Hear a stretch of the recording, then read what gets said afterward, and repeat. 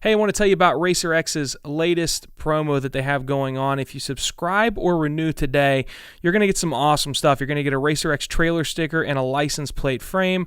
Obviously, you get the 12 print and digital issues. It's just $30 a year. You get a super sweet license plate frame and obviously the trailer sticker to let everybody know that you rep and read the greatest brand in moto.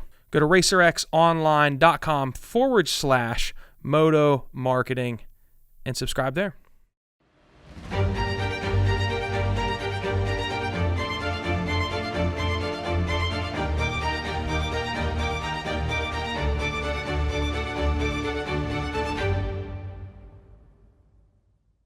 Hey, I want to tell you about Moto Brand. Moto Brand was founded during the 2020 COVID-19 pandemic when the sport that we live for was taken from so many of us, whether it's cycling or moto, waking up on a Saturday morning knowing that your local track was closed, there would be no Supercross, and for many of us that we couldn't even hit our favorite local riding spot or trail with our crew. We were forced to be reminded of how much the sport of moto and cycling truly means to us. Moto Brand represents a collection of individuals that not only ride, but live to ride. It's what we think of at all times of the day, and sometimes at a detriment to your relationship with your significant other. It's for those that look at their motorcycle or their bicycle as part of their identity. Maybe it's the way that you bond with your son or your daughter or your spouse. Perhaps it's your way to blow off stress of your day job, or even, hey, it is what it is, maybe even it's your marriage. This sport is more than just a sport. For many of us, it's a way of life. It's what keeps us ticking. It's what keeps us living. Moto Brand was created for a purpose, to be more than just a shirt that you can throw on in the morning, but these designs represent who you are and what you stand for. So I encourage you to head over to the motobrand.com, check out our collection. We have a pedal collection and we have a throttle collection, and there are more designs to come that stand for something. So head over to the motobrand.com and we'll see you there. Welcome to the Moto Marketing Podcast, presented by RacerX, the podcast for moto industry professionals, entrepreneurs, and riders. If you want to grow your brand and business in today's digital-first world, you have to know how to turn a stranger into a fan, turn a like into a customer. You have to know how to turn attention into dollars. This podcast is dedicated to keeping you in the know on real marketing tactics that work in the moto world so that you grow your business and help grow the sport. Get ready to learn from the very same marketing experts trusted by RacerX, Lucas Oil Pro Motocross, GNCC, and NBC Sports. They'll help you navigate the world of digital marketing for your moto brand. This is the Moto Marketing Podcast. Presented by RacerX. What's up, guys? Welcome back to another episode of the Moto Marketing Podcast. Yet again, we are coming to you from a little bit of a different location. I'm at my house today. Hopefully, this is the last time we have to record here as the snow threw a wrench in our plans today, as you saw last episode. Hey, I've got Shawn Lupcho on the line with us today, and if you're watching on YouTube, which I encourage you to do, he's video chatting in with us. He is the owner of a really cool brand that I wanted to bring in something that's not necessarily dirt bike related, but is still two-wheeled motorsport enthusiast related. Shawn, you're the owner of Moto-Skiveez, and a cool niche product that you cater to sport, adventure, cruiser style riding, which obviously there are a lot of guys that ride dirt bikes that do that as well. And we're going to talk about that, just where the brand came from, what you've done to grow it, what you've done to evolve the company. And man, I'm excited to have you on to chat with us today. Thanks, Luke. I appreciate the opportunity. Moto-Skiveez, again, famous quote, necessity is the mother of invention, right? And so I started the company because I saw a personal need myself, and the product that I really wanted didn't exist, right? Kept looking around for it. And so to give you a little bit of a background, in my younger days, I was a competitive cyclist, right? I started out mid-'80s racing road bikes, and then kind of progressed into racing anything two-wheeled, like lacrosse mountain bikes, all that other stuff. And I remember back in the mid-'80s when I first started my first really good pair of bikes. pair of Dessons. Now, from the 80s until my last days of competing, which was the early 2000s, like any product line, you see the progression of the technology, the development, the improvements. And I remember those first pair of bike shorts, even though I thought they were so good back in the 80s, were nothing compared to the cycling shorts that were being produced in the 2000s, right, early 2000s. And so to kind of supplement that, I had my first motorcycle when I was 11 years old. I've always had a motorcycle. And as I grew older, I started doing longer and longer rides, living in Utah, a lot of dual sport riding. And as I got older, I noticed that my butt was getting sore, right? You do these longer rides, especially these dual sport rides, off-road rides, and my butt would get sore. Now, at that time, before I started Moto-Skiveez, the common solution for a motorcyclist, if you were getting riding discomfort, was you would put something on your seat. You put something on the motorcycle, right? In the world of bicycles, if your butt gets sore, you put something on your butt, right? And you know, if you're a cyclist, you know this. You don't get on a mountain bike, you don't go for a ride without a pair of cycling shorts. And I knew how well that technology worked for alleviating riding discomfort, right? And myself, a lot of my friends would wear their bike shorts when they went for long motorcycle rides. Well, bike shorts are designed for bicycle seats and for riding bicycles. You got a lot of movement, a lot of athletic, muscle firing and stuff like that. They're not really designed to put on and do an 8 to 10 hour motorcycle ride. And I thought, why doesn't somebody just take that, Tour de France high level bicycle short technology, but adapt it for the needs of the motorcyclist? Exist, right? So I started doing a little bit of research, and prior to the podcast, I spoke a little bit. My brother owned a bicycle store, so I had a little bit of a kind of an into the bicycle world technology. Started doing research. Who makes the really high-end bicycle shorts? Where are those manufactured, right? Like any product, you can find, some of the lesser grade stuff, Latin America and Asia, but really, a guy in the Tour de France, his shorts, the pads that go into those shorts come from one of about 5 factories in northern Italy, right? Italians make all of the high-end cycling shorts. In 2011, I went over to Italy, met with a company that makes some of the highest-end cycling shorts. They're the primary supplier for Perlizumi and Castelli and some other top cycling brands. And I presented them with my idea. I said, hey, look, I've got this idea. Here's what I want to do. I want to take this technology that you guys have, but I want to adapt it for the needs of the motorcycle. And I was very fortunate. They had their own in-house research facilities. So kind of like you've seen the commercials for the Dr. Scholl's footbed liners, they had sort of like this little carpet that they put on a bicycle seat at the time, and it would measure pressure points, and areas of contact, and they'd use that to develop the bicycle shorts. And I was like, could we use that to develop shorts for motorcycling? And so that was the first step. That was in 2011. I spent 2 years working with these guys just to develop the pads for our shorts. Now, the development of Moto-Skiveez was I knew bike shorts wouldn't work on a motorcycle, right? And I knew in the world of motorcycles, there is such a variation in how you sit and ride motorcycles from one style to the other that I couldn't just say, here you go, this is a motorcycle short. The guy that's riding a Harley gets the same short as a guy that's riding, a Honda dirt bike, a CRF 450, right? And so this was sort of that progressive technology of where do we go from here, right? What do we need to do? And so we'd actually bring different motorcycles into this testing facility in Italy and map out the different pressure points. And then they'd come up with a prototype, I'd ride them, we'd send it back. But that was kind of the genesis of how this started. My butt got sore. I wanted a solution to it. And again, I tried prior to that. Again, I had a great job, man. I wasn't looking for a business or a way to make money. I just saw something that I wanted.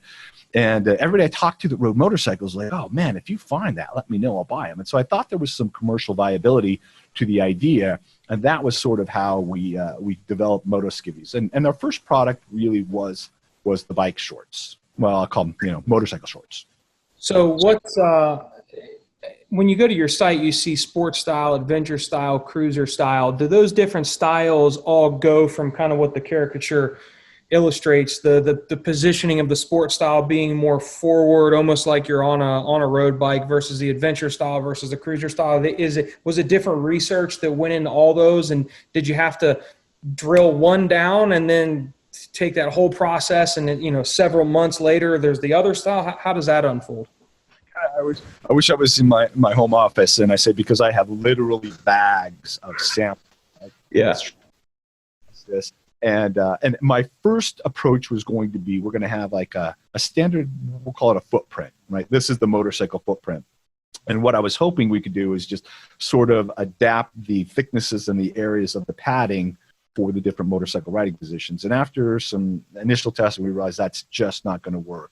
And so what we kind of, through the research of this facility in Italy, determined is that there's 3 primary riding positions. Now, there's 2 things that go into it. A, the riding position, how you sit on the motorcycle. And then B, the second sort of consideration is how do you ride that motorcycle? And to just kind of go through the variations on that, in a cruiser style, right, you sit upright, and so your head is above your pelvis. All of this upper torso weight is focused right down on your sit bones, right? But when you ride that motorcycle, you're very stationary. You usually, when you're riding a big Harley or a big cruiser on the highway, you're not moving around a lot. You're not shifting your weight forward and back and all that. So that pad was specifically designed for somebody that sits very upright. The other thing is usually the knee, your knee joint, is either horizontal or a little bit above the pressure points where your pelvis is, called the ischial tuberosity, or we'll call it the sit bones, right? And so in that, I see that all of the pressure is right under those main sit bones. So in that particular style, all of our padding, it's a little bit firmer than our other styles. The foam that goes in that area are focused under that. Transitioning over to the adventure style, this is sort of like the most universal style. You're still upright. Your head is above your pelvis, right? You're sitting upright like this. So you've got a lot of pressure under those sit bones. But now, a lot of times, dirt bikes, dual sport bikes, your knee drops below your hip bone. And when your knee drops below your hip bone, the inner part of your thigh, your upper groin, goes over the edge of the seat. And so a lot of guys will notice that maybe it's not so much their sit bones that are getting sore, but it's that groin. So that pad is shaped differently. And the padding is actually over a larger area. It's not just focused primarily under the sit bones. And we've done that because a lot of times when you're riding, especially if you're riding off-road, you're moving your position. You're standing up, you're sitting down, you're moving forward, you're moving back. When you're riding off-road, you're changing and adjusting your seating position according to the terrain very, very frequently. And the other style that we came up, we call it the sport style. Now, this is for the guy in the sport bike. And this was very interesting to me. The sport bike riders, they lean forward, right? So now your head is in front of your pelvis. It does 2 things. A, it moves some of that weight and pressure from your pelvis now into your forearms and your wrists. So you don't have quite as much weight bearing under your sit bones. It also rotates your pelvis forward. So your seating position is not so much under your butt. It's more focused on your inner thigh and upper groin. And again, almost all of those guys, your knees dropping at a very aggressive angle over that seat. And so that inner thigh, upper groin area is the main area of irritation on a sport bike. And so those are kind of the 3 primary riding positions, very upright, very stationary, not moving around, knee horizontal or slightly above your sitting position. Adventure is, again, upright. You got all this upper torso weight focusing on your sit bones, but your leg goes over the seat. You're going to move forward and back. And then in the sport bike, where you're leaning forward. So most of that, we do pad the ischial tuberosity, the sit bones, but most of that really is focused on the inner thigh, upper groin. So that was kind of the development of the pads themselves. Fly Racing's 2021 line has been improved and expanded, offering the industry's widest range of moto and off-road products. Led by the revolutionary Formula helmet featuring Rheon technology, Fly Racing has taken big steps forward with the all-new Light Pant and Zone Pro goggle. It's going to debut this year at the Monster Energy Supercross by Justin Brayton and the Muck-Off Honda team. The Zone Pro goggle delivers premium performance from a brand you know and trust, fearless pursuit, Fly Racing. It's personally the gear that I wear. I've worn it moto, BMX, mountain bike. I've worn it and repped it for years. In my opinion, it's the best. Be sure to check out their goggle, their helmet, and all their gear. Fly Racing. Hey, big shout out to our friends at FMF. Little D and the guys are always doing some pretty exciting things, not just with the performance products, but man, they've got the coolest apparel in the game, and I want to give you guys an opportunity to get that at a little bit of a discount. If you go to FMF and pick up any gear you'd like, hats, shirts, whatever it is, upon checkout, if you enter the code MMP30, MMP30, you can get 30% off. So MMP30 at checkout and get 30% off your order on FMF Apparel. So what are some of the ways from the kind of messaging and marketing when you have a product that to the consumer at first glance, to some people they're like, oh, it's riding underwear, but there's so much more that goes into it than that. All the research and everything that you just explained and the technology of a simple product that's way more complex than you would think. From a marketing approach, that can be difficult to get that message across. What are some things you've done in the past to kind of tell that story of, look, this is a quality product, the research, the trip to Italy, all the stuff that went into developing it for the different styles. What are some ways that you get that out? And that's still to this day our biggest challenge, right? If I could sit down and talk to somebody like you and explain all of this, they're like, oh yeah, I get it, makes perfect sense. But to a lot of guys, especially some of we go to come back to the focus of that question. A lot of these guys thinking wearing padded underwear, it's like, what? Especially in the Harley market, right? And so I still consider I call it guerrilla marketing, right? And when we launched the company in 2013, it was a lot of trade shows, a lot of in-person marketing where you're talking one-on-one with the people. They can see the product. We've got it on display. We can show the differences in the pads and stuff like that. Currently, right now, what we're trying to focus on a little bit more is now we've got a little bit of a consumer base out there, a little bit of bandwidth in the market itself, is some customer testimonials, also video, right? And trying to explain that, because if nobody wants to sit down and read 3 pages, of text on a website or something like that, everybody wants that sort of immediate visual gratification. So we've produced a number of videos that have done that. Trying to explain that, incorporating some of our graphics, incorporating some of the visual images of the actual testing, bringing the motorcycles into Italy and sitting on them, and how that technology that they used helped us to design our product. But that is still, to this day, our biggest challenge, and is very, very hard to overcome. Like, you've got 30 seconds to tell this story that we've been, focusing on for 10 minutes. And so I don't really say that we've got a magic bullet and that we have really, really figured that out at this point. But we're using, all of sort of the current e-commerce and modern electronic media that we have available to try to better communicate that idea. Yeah. What has worked really well from just the driving revenue perspective? Is it, event activation? Is it, things you've dabbled with in online marketing? What are some things that you've seen, from the time you were a new player in the market to now that has been a win for you guys? Yeah, kind of, I would say product acceptance, right? And again, going back to the first part of this interview, world of motorcycling, still to this day, your butt gets sore, you put something on your motorcycle. Trying to adapt people to what I see as a natural understanding coming back from the bicycle understanding is that, like, if your butt's sore, you put something on your butt, right? And so the first thing is acceptance of this as a sort of a new product, a new technology to alleviate that common problem of riding discomfort. And so that's really kind of the focusing and the paradigm shift. If you're a motorcyclist, don't put something on your motorcycle. And to go back to that, before I started Moto-Skiveez, again, my butt got sore. I was trying to fix that. And I tried everything, man. I tried like the sheepskin. I tried the beaded covers. The thing that really initiated, like, I got to fix this, is I spent $700 on a custom seat, and it really didn't make a difference to me. And the things that would improve riding comfort, I didn't like them, because look at a MotoGP rider, right? Those guys don't have seats, because when you ride a motorcycle, a lot of the control of that motorcycle is done by shifting your weight, moving your weight around. And when you're sitting on something that's an interface between you and your contact area of that motorcycle, you're moving around, and the motorcycle onto it. And so I never rode my motorcycle with the same degree of confidence when I was sitting on something other than my motorcycle, and it didn't allow me that interface and connection with controlling a motorcycle. So trying to communicate that idea to people that, this is just, and it's not like a one-on. The other thing we try to get people to understand is, like, I don't think there's any one solution that this is going to solve your problem completely.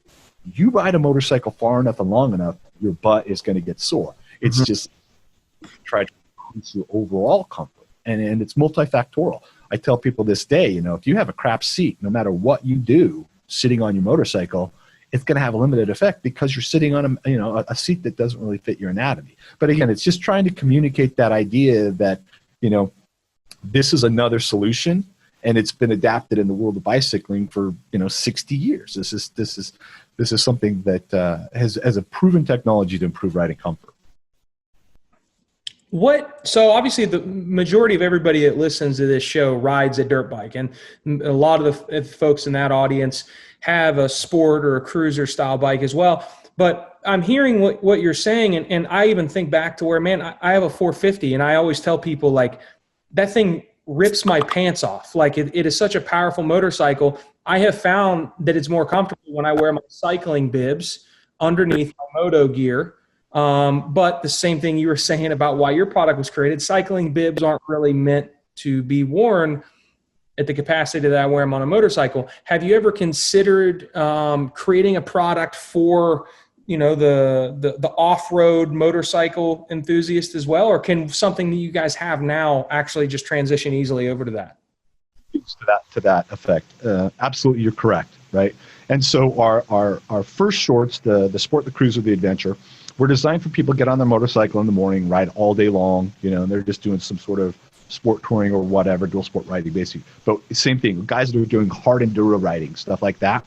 So our initial short has a very comfortable, it's not a compression fabric, it's a four-way stretch fabric, but it's not meant to be tight. We came out with it's called our Performance Adventure Tight. So it uses a newer technology of a foam in the pad itself. It's the adventure style footprint, it's the shape and all that. But the foam itself was developed in 2013 by a company in Italy. It's different than our initial manufacturer for the Movistar cycling team. So we use this newer technology, and it's a tight that comes down over the knees for two reasons. It's a more compressive technology, so it's a little bit tighter, helps with some of that muscle fatigue.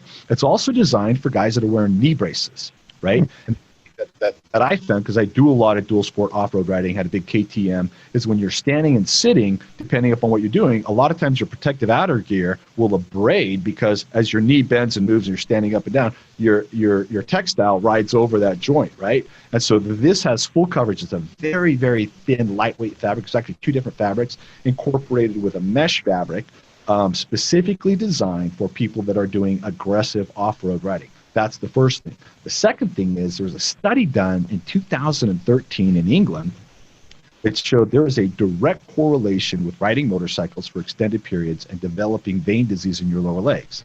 And there's a lot of things that contribute to that, but basically the summary of this study was that the first thing you want to do to alleviate this is wear compression hosiery or compression socks, right? So we first came out with a compression sock to help with that lower leg swelling and edema, help keep that fluid from accumulating in your lower legs.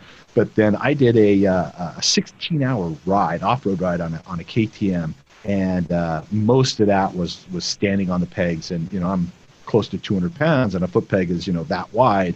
Your foot has got all that pressure in your riding gear on that peg. My feet were horribly fatigued.